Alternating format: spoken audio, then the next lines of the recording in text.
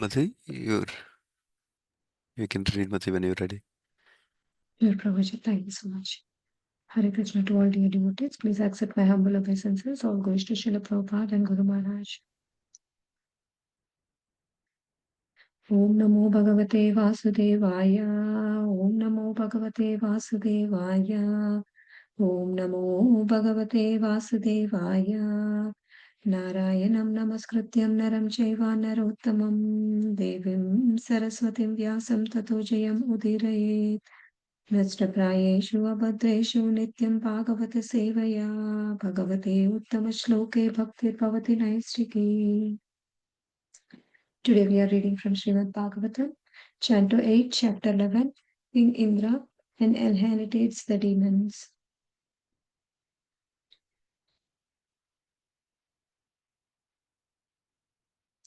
Text 34.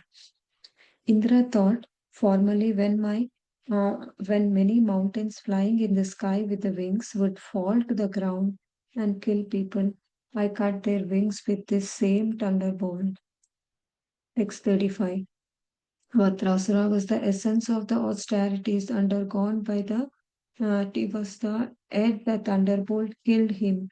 Indeed, not only he, but also the many other stalwart heroes whose very skin could not be injured even by all the kinds of weapons were killed by the same thunderbolt. Text 36. But now, although the same thunderbolt has been released against a less important demon, it has been ineffectual. Therefore, although it was as good as a Brahmastra, it has now become useless like an ordinary rod. I shall therefore hold it no longer. Text 37. Sukadev Goswami continued while the morose Indra was lamenting in this way, and mm, ominous, unembodied voice said from the sky, "This demon, Namuchi, is not to be inhalated by anything dry or moist." Text 38. The voice also said, O Indra, because I have given this demon the benediction that he will never be killed by any weapon that is dry or moist, you have to think of the another way to kill him. Text 39. After hearing the Amonia's voice, Indra, with the great attention, began to meditate on how to kill the demon. He then saw that a foam would be the means, for it is neither moist nor dry. Text 40th. Thus Indra, king of the heaven, Omochi head with a weapon of foam, which was neither dry nor moist. Then all the sages satisfied Indra, the exalted personality, by showering flowers and garlands upon him, almost covering him. Text 41. Vishwavasu and Paravasu, the two chiefs of the Gandharvas, sang in the great happiness. The kettle drums of the demigods sounded, and all Apsaras danced in jubilation. Text 42. Vayu, Agni, Varna, and the other demigods began killing the demons who opposed them, just as a lions kill deer in a forest. Text 43. O king, when Lord Brahma saw the imminent total annihilations of the demon, he sent a message with Narada, who went before the demigods to make them stop fighting. Text 44. The great sage Narada said, all of you demigods are protected by the arms of Narayan, the Supreme Personality of Godhead, and by His grace you have gotten the nectar. By the grace of the Goddess of Fortune, you are glorious in every way. Therefore, please stop this fighting. Text 45. Sukadev Goswami said, accepting the words of Narada, the demigods gave up their anger and stopped fighting. Began praised by their followers, they returned to their heavenly planets. Text 46. Following the orders of the Narada Muni, whatever demons remained on the battlefield to Bali Maharaj, who was in the precocious condition to the hill known as Astagiri. Text 47. There on that hill, Sukracharya brought to the life all the dead demonic soldiers who had not lost their head, trunks, and limbs. He achieved this by his own mantra known as uh, Samjeevani. Samjeevani. Text 48. Bali Maharaj was very experienced in universal affairs. When he regained his senses and the memory by the grace of Sukracharya, he could understand everything that had happened. Therefore, although he had been defeated, he did not lament. Thus ends the Bhaktivedanta purport of Srila Prabhupada, like, sorry, uh, Canto 8, Chapter 11 of Srimad Bhagavatam, entitled King Indra Inherited the Demons. Thank you, Prabhuji.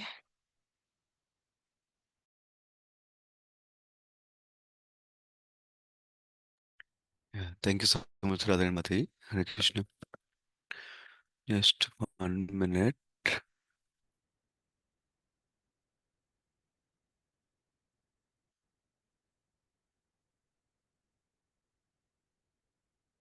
I lost my Govardhan background, so I'm just keeping it.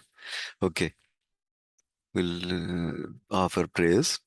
Om Ajnanatimirandasya Gnananjana Shalakaya Chakshurunmilitam Yena Tasmai Shri Guruve Namaha Namam Vishnupadaya Krishna Prasthaya Bhutale Srimate Bhaktivedanta Swami Nitidamine Namaste Saraswati Deve Gauravani Pracharine Nirvishesha Shunyavadi Paschatya Desatarini Jai Shri Krishna Chaitanya Prabhu Nityananda Sri Advaita Gadadara Sri Vasadi Gaura Bhaktavanda Hare Krishna Krishna Krishna Hare Hare Hare Rama Rama Rama Hare Hare. So we're nearing to the completion of the churning of the milk ocean pastime or the Samudra Manthan pastime. So where we are now in the overall context wise, originally this pastime started several chapters ago, where demigods went to Lord Vishnu and asked them in distress that they are getting defeated by demons, what they can do, like that. So finally, Vishnu gave the instruction that they should make a truce with the demons and churn the milk ocean for the nectar. And then we heard of so many ways Lord Krishna or Lord Vishnu personally comes in different ways to help them to follow the instruction also. He not only gave the instruction, but he helped them to empower them with the right resources and strength to carry out the instruction also. So in many ways we've seen how he helped. And then finally, when the nectar came, the demons snatched away the nectar from Dhanvantari and they are not sharing with the demigods. Then these last couple of chapters are focused on Mohini Murti, where Supreme Lord personally appeared as Mohini Murti and cheated the demons and gave the nectar to the demigods. And then after seeing all this happening and Mohini Murti went away, then the demons became very furious and they are overcome with rage and anger towards the demigods that they did not get nectar even though they worked so hard like that. So they start a fight with the leadership of Bali Maharaj on the demon side. And on the demigod side, we know Indra is the leader. So in the last couple of chapters, we heard lot of details of the fight, how uh, how they are fighting so fiercely. The way it started is, for example, in the beginning of the 11th chapter, it started. Oh, even before 11th chapter, another thing happened. In the fight, demigods were all getting killed left and right. Then Supreme Lord personally came again at the end of the 10th chapter we saw. And then he helped the demigods again to win over the demons like that. Not complete win, but he helped them to regain the strength again and kill the several demons like that. Now in the 11th chapter, the fight continues with Bali Maharaj rebuking Indra and Indra rebuking Bali Maharaj like that. So in the beginning of this chapter, one essential theme I saw was that how uh, Bali Maharaj was not taking Indra's words seriously, because Indra is speaking like as if he is the doer, because his victory or defeat is in his hands. He is not considering the role of providence, role of the Supreme Lord in the victory or defeat like that. So there is a other thing we learned from that section, that it's important to recognize whatever is happening in our life is due to the mercy of the Supreme Lord like that. And then also, when somebody who doesn't know the true purpose of life, the true principles of living life in Krishna consciousness, even if they say something, we don't take it to heart. There is the other aspect we can learn from there. And then there is so much of fight scene was described where uh, Indra actually made Bali fall down in the battle. It's described. Then uh, now we're getting close to the verses that we're speaking today. Then when Bali fell down, then his close demons came to fight with Indra, and finally Indra killed a couple of demons with his famous thunderbolt. However, there was one demon, Namuchi, he could not kill with in the fire, thunderbolt demon.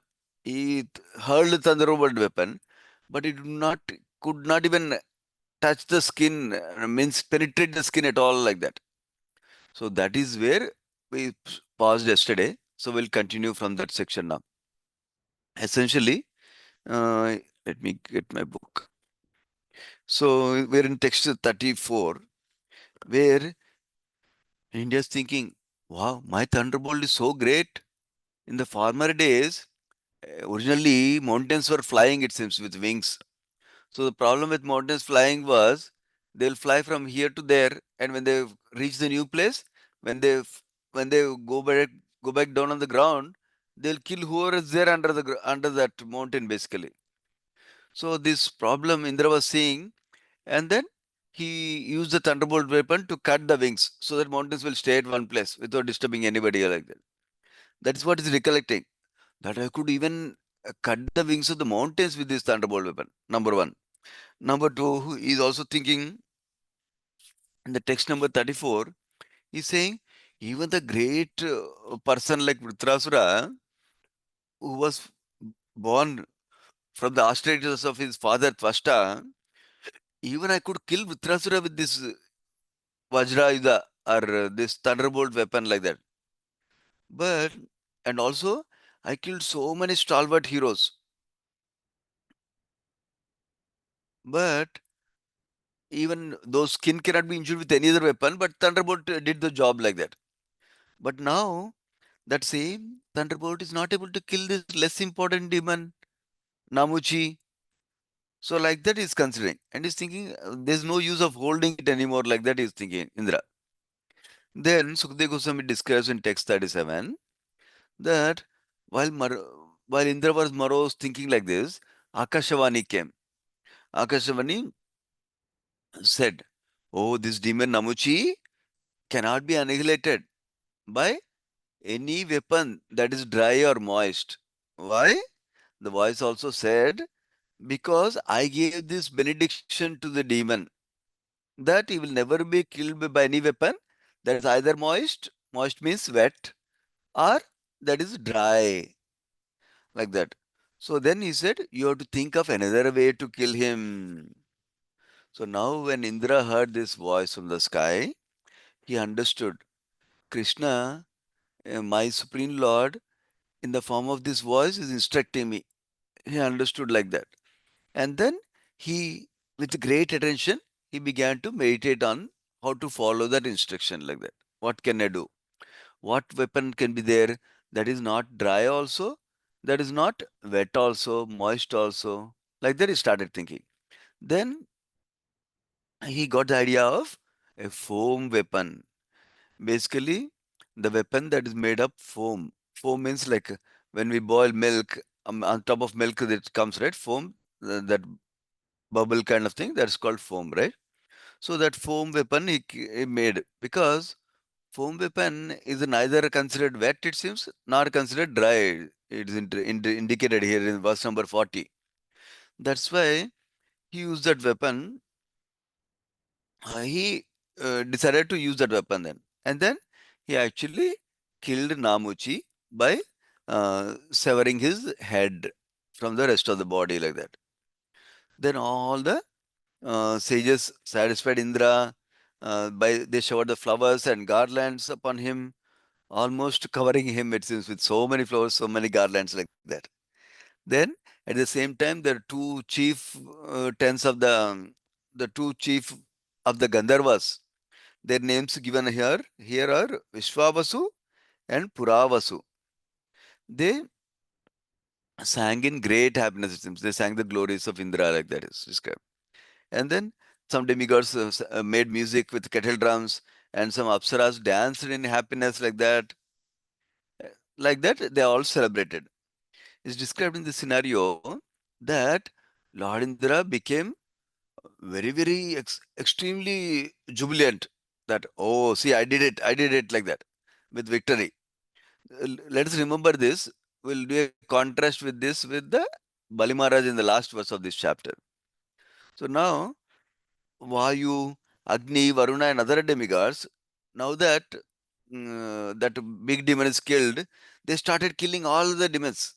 The analogy is given like how a lion very easily kills deer in the forest. It's like that they were killing, it seems.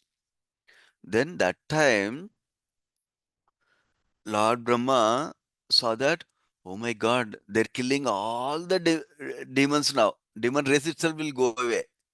So he asked Nardamuni, Nardamuni, why don't you go to the Indra and demigods and tell them to stop? Because they got already the nectar. They don't need to do it again like that. So then that's how Brahma sent Nardamuni. Then Nardamuni went there to the scene of the battle where Indra and demigods were killing all the demons left and right. Then Nardamuni started saying in text number 44. He's saying, all you demigods are protected by Lord Narayana's hands. Supreme Lord, Supreme Personality of God's arms, like that he describes. And by His grace, you also got your nectar. And by the grace of Lakshmi Devi, goddess of fortune, you also became glorious in every way. Therefore, you can stop fighting. Like that, Nardamuni advised to Indra. So Sukadeva Goswami says in the next verse, they accepted the words of Nardamuni, and the demigods gave up the anger and they stopped the fighting also. Then they returned back to their heavenly planets. So this is another important lesson we can learn. So it's a good quality to listen to superiors' advice and guidance and direction in our life like that. That way we can make the right steps in our life and continue progressing in our bhakti also. So that's what is being described here. That demigods, because they are obedient to Krishna overall, obedient to Supreme Lord overall, even though they have some material desires, they are always supported by Supreme Lord in one way or the other, like you seen in this pastime. And that's why they are also respectful to superiors like Vaishnavas, like Narada Muni. So that way they followed his direction and stopped the fighting. Now in the text 46, um, now Narada Muni apparently not only helped the demigod stop, he helped the demons. He went there and told demigods to take Bali Maharaj back to their place. They went to a hill called Astagiri, it seems. And then once they went there, all the demons went back along with Bali Maharaj, was wounded. Then their guru Sukracharya, they brought all the demonic soldiers back to life, it seems, because he had a special mantra called Sanjeevani mantra. He used that mantra to bring them back to life. It's interesting to see here. He could only revive those demons who have not lost their heads. That means head is not gone yet. Some damage happened, something like that, and they died. Or they not lost their trunk itself, or the hands and legs are intact. Then only those such demons only he revived, it seems, back to life. His Grace Gauranga Prabhu, when he was visiting the DC area, he was giving a class on the glories of Krishna Katha. In that context, he is referring to the Sanjeevani mantra. How the Sanjeevani mantra is so glorious that it can revive their life again. Like in this case, we've seen how Sukracharya used Sanjeevan mantra to revive the life of the demons. Similarly, Krishna Katha is like that for our practicing devotees. It revives our life. It inspires us. It motivates us to grow, go further, higher in devotional service like that. So that's why we should constantly, as much as possible, continue to hear Krishna Katha. So that way we can be gain the right inspiration to continue bhakti like that.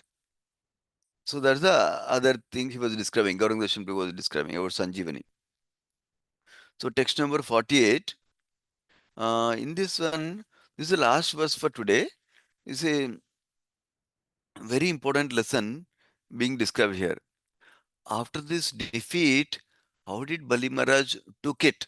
That is the lesson we are learning here. Bali Maharaj, first of all, Bali Maharaj is appreciated here.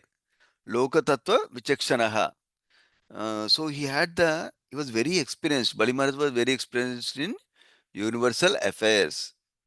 So when he came back to life after Sukracharya used the Sanjir Matri to come back, then he could understand what all happened. He got understood that he got defeated like that. Then, but he did not lament. Even though he got defeated, he did not lament. So Srila Prabhupada in the purport gives a lesson for us by referring to Bhagavad Gita. It's a very important lesson for us. What he is saying is that even though Bali Maharaj was defeated, he will not feel sorry. He did not keep on lamenting like that. Because he knew that, because he was a devotee, he knew that everything is happening by the sanction of Krishna only. It doesn't happen independently. That means whatever Krishna wants, let it happen. That's okay. He takes care of me also like that. That's so Bali Maharaj took it. Similarly, by referring to Bhagavata 2.47, Karmani eva adhikaraste mahafaleshu kadachana. That was Sri Prabhupada is indicating to us that all of us in Krishna consciousness should do our duty nicely. And in Krishna consciousness, even when we get defeated or when we get victory, doesn't matter. We should do our duty to please Krishna like that. So that is the yeah. So Prabhupada concludes the verse, concludes the purport, yeah, by saying two more things. We have to execute the will of Krishna or his representative, the Guru, like that. Then he quotes the Nectar of Devotion verse, Bhaktirasam Sindhu verse, pure devotion service verse, right? Anya Vilashita Sunyam, Gnana Karmadi Anavritam, Anukulyena Krishna Anushilanam. That verse is quoting here. Is specifically is quoting Anukulyena Krishna Anushilanam Bhaktir Uttama. In first class devotion service, one always abides by the orders and will of Krishna. So, when His Grace Gauranga Darshan Prabhu was here, many of you might remember that he gave a class on aligning with will of Krishna like that. So, aligning with will of Krishna. So, that's what is being described as. We need to follow the orders and will of Krishna. How do we do that? By following the instructions of Krishna given in Bhagavad Gita and Srimad Bhagavatam like this, and by following the instructions of spiritual master, and by executing the devotional service process that Supreme Lord personally shared in Bhagavad Gita and through his devotees also in Srimad Bhagavatam, and even himself shares in 11th Canto, Principles of Devotional Service. So we follow the instructions nicely. That way we can continue to always remember Krishna, and we also follow the regulations given, like the following the four regulated principles: no meat eating, no intoxication, no gambling, no illicit sex. So that way we don't forget Krishna also. So that is how we can continue learning with Krishna, and by staying in devotee association, we can also get reminders, inspiration regularly, so we can continue in the bhakti process like this. So this aspect, so we learned a few aspects today. First aspect we learned was how Indra was able to see Krishna's help coming through Akashavani, and he accordingly meditated on that carefully to realize that there is a firm weapon that he could use like that. So one lesson we can learn from there is that whenever we're troubled by problems, instead of trying to do the same thing, and expect different solution, we need to take time to take shelter of Krishna and then pray, Krishna, please give me strength. Krishna, please give me, uh, if you so desire, please give me a solution to this problem like that. So that is the important way to pray for us. Because by praying to Krishna, we're communicating to Krishna. That means we are trying to grow in our relationship with Krishna. So that's a good thing.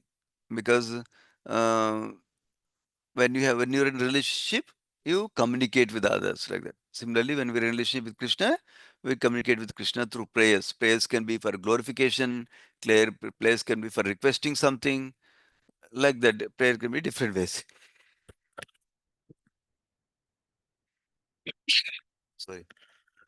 So like that, we need to take shelter of Krishna when we're in trouble, and then think about what is the other alternatives that we can utilize in that situation to grow beyond the problem.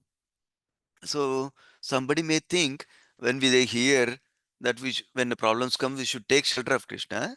They may think that we should not do anything. We just leave it up to Krishna. Krishna will take care. That's not what Krishna is recommending in Bhagavad Gita and Srimad Bhagavatam. Krishna says, with whatever intelligence Krishna has given us, whatever ability Krishna has given us, whatever resources Krishna has given us, we try to address the problem to the best of our ability.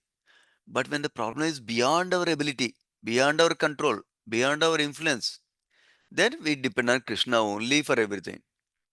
Otherwise, we utilize whatever Krishna has given us, understanding that Krishna has given it so that I can utilize them like that. So commonly, there's example given in this regard of taking shelter of Krishna. Uh, I think I heard it from Nitai Sevani Mataji some time ago. So she described a small story. One time, one person was praying to Krishna that, please help me, please protect me like that. In what situation? The whole area is in flood.